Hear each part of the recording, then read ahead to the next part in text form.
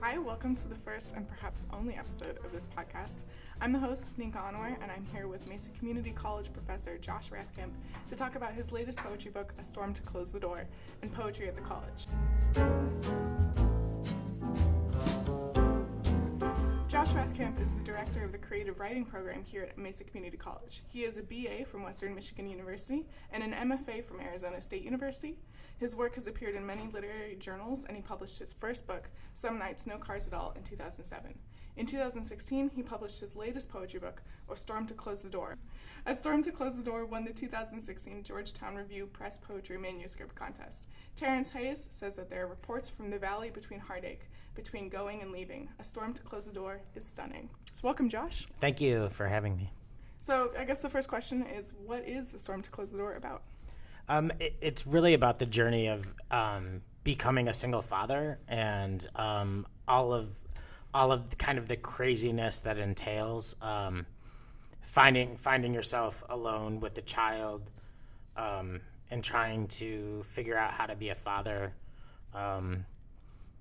and how to raise a daughter without ever doing it before by yourself. So how does that come across in the poetry? I think the book is centered around my daughter, but I always, I never want my poetry to only be about me. So I move back and forth between the external world, personal experiences that I've had, my childhood, and looking at my parents.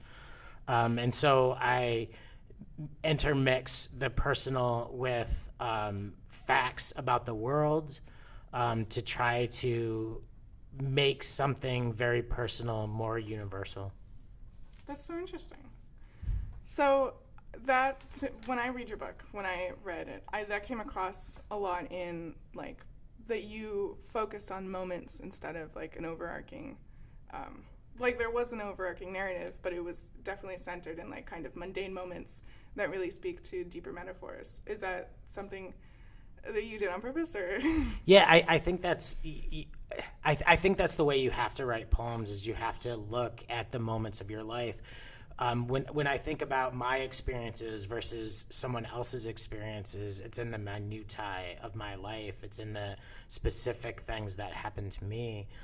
Even though my experience of becoming a single father happens to, it's hard to say how many people, my experience is personally mine. And yet I'm part of a larger whole. And I feel that way about all of us.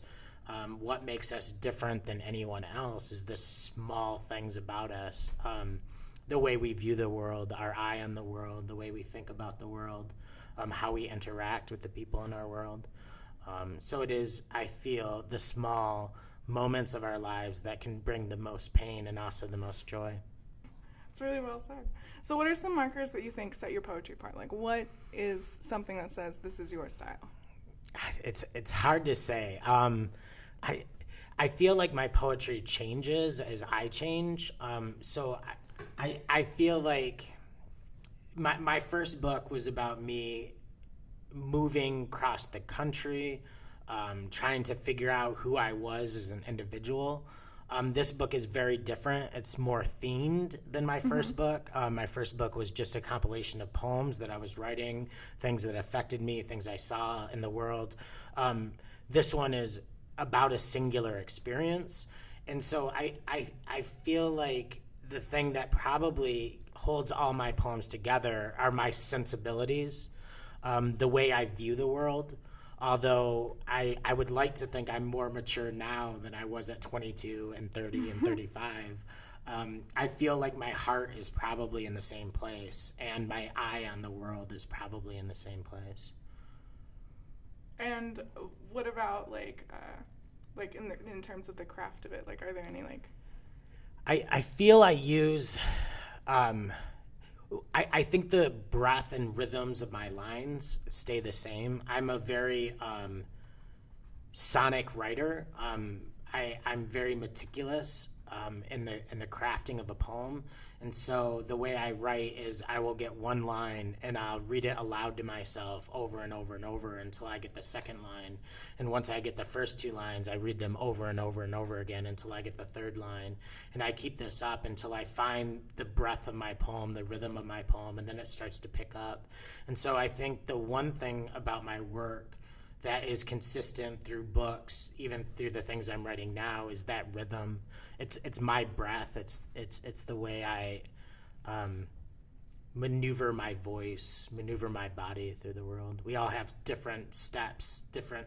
I seem to hit the ground hard every time I take a step, and I feel that's probably the same way in my poems. Is that there's these moments that build momentum, and then there's usually some type of hard pause or hard stop, and then I pick up that rhythm again. I definitely can see that. Would you like to read a poem? I would love to. I'll just read the first poem in the book. Awesome. And it's called In Response to the Denied Appeal of the Court Order. Just to give a little context, this is a poem about the Challenger. At least the beginning is about the Challenger. And this was kind of one of the first tragedies I remember. Many people can remember the shooting of JFK. Mm-hmm. Many people today remember 9/11, and you kind of remember exactly where you were, what was happening during those moments of kind of collective grief. And so one of the first memories that I had was the Challenger explosion, and I remember watching the shuttle take off and then explode in the sky about a minute later. And the thing that I remember very closely was that it was the first time they took a teacher who was a non-astronaut up into space. I forget her name, but that always stuck with me. My father was a teacher. I've become a teacher. I always wanted to be, and I thought it was really amazing that this teacher was going up into space, and then I watched it all explode in front of me. And so this is a poem that starts there. In response to the denied appeal of the court order. It took 73 seconds to watch the Challenger's O-ring echo on the small black and white TV in the back of Rite Aid. The pharmacist, the one who knew my father's name and my mother's need for pain pills long before we did, called the girls, stocking toilet paper and M&Ms to stand beside him. And so I stood watching these girls watch the smoke slowly spiral down into us. What did I know about space but the toy shuttle I wound up by rolling its wheels backward, then released to speed across the kitchen floor? Back then, black holes formed only at the heels of my socks. Pluto was still a planet, and religion reserved its place at the table every Sunday. I'm sure I prayed for the lives of the lost, the families who stood on the ground a mile away.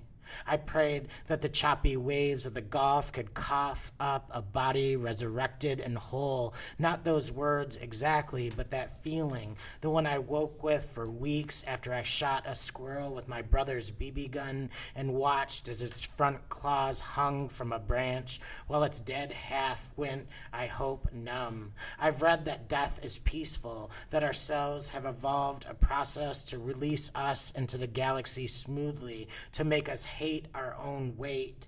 Is it fair to say that the tiniest parts of ourselves know, long before we do, that it's time to go, no matter what we suddenly learn has been happening for years?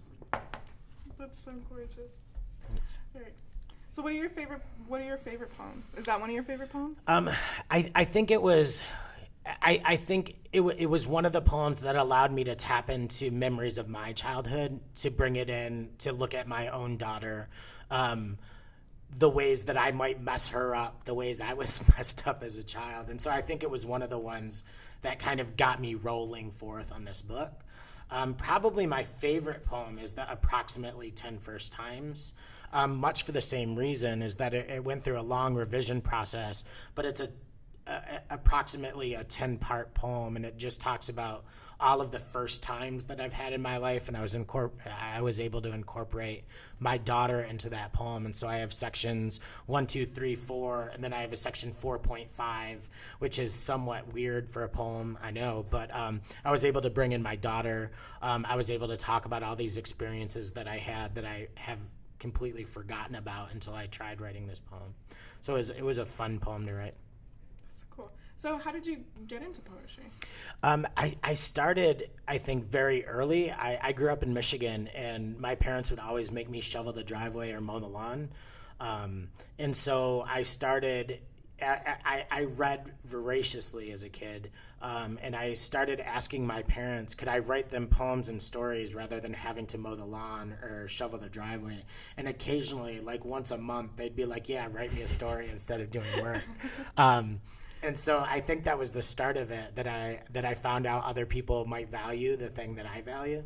And then I think it really hit in high school when my parents divorced. It was the one way that I could get out the things that I was feeling, especially, a boy growing up in the 80s in a GM factory town. It wasn't really normal for me to talk about the pain I was feeling. I had no idea how. And so through my writing, I was able to do that. So writing poetry is kind of like a vehicle for experiencing emotion in a way that helps. Do you try to bring that like into your classes? You teach poetry here at MCC. How do you connect your poetry to your classes? Well, I think I come to my classes as a writer, not as even a scholar or a critic. I come as a writer, and I feel my job is to show young authors all of the possibilities out there for them by showing them new work that they've probably never read before, and to push them to open up and to examine what they're writing and try to make it as large as they can. So how has publishing poetry affected or influenced your teaching, or the other way around? I think I'm not sure if publishing has affected my poetry at all. I think the process of writing has affected the teaching of poetry. That I know what it takes to write a poem that may affect other people, or at least how long it takes me to write a poem that I'm satisfied with. And so I think I know how hard it is to lay yourself bare and be vulnerable, especially in front of a group of strangers. It's one of the interesting things about writing is that you do it so silently and by yourself. And yet when you want to explode it into the world, it's completely open and public. So something that's so personal and solitary suddenly becomes public. Yeah. And so I feel like in the classroom, that's at least one opportunity to start making that transition from private to public, and trying to bridge the gap between those two areas. So what is it like teaching creative writing at MCC? It's amazing. We have such great students here, and so every class is interesting and different, and just the diversity of voices that I see in classrooms, and how each student values each other in the classroom is just amazing to see day in and day out. And what is creative writing like on campus? Like, is there a big program or? Yeah, we offer a certificate program in creative writing that's a 24-hour program. We also have a lot of transfer into the universities across campus. And so on average, we offer anywhere from around 10 to 12 classes a semester. So it's pretty robust for a community college, or even across the district.